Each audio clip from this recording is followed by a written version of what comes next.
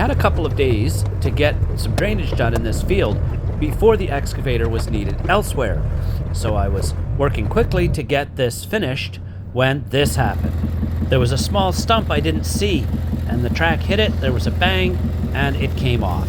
I knew enough to stop immediately, and I attributed this to operator error, but my brother-in-law says that a track that's in good condition shouldn't pop off that easily.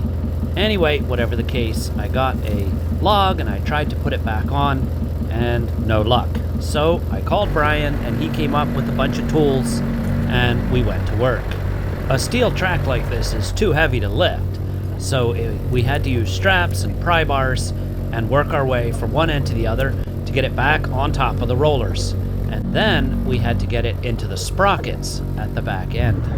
I'm sure the professionals might have an easier or better way of doing this, but this is what we did, and this worked.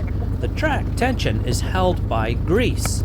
So you release that, everything pulls in so that there's enough play to get the track back up and on, because we need to at least get it started up on the top, on the teeth, and then I can use the forward and reverse lever and work the whole track back in.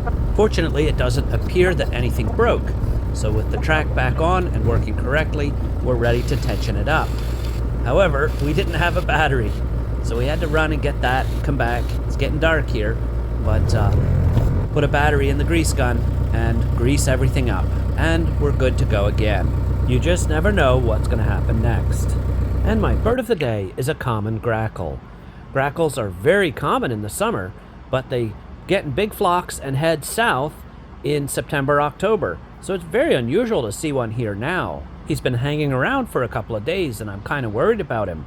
He can fly, he can walk, everything looks perfect. So I'm not sure why he's here. Maybe he's just feeling adventurous or rebellious. I don't know. I just hope that there's not something wrong with him, or that he didn't get lost with his family. Anyway, here he is.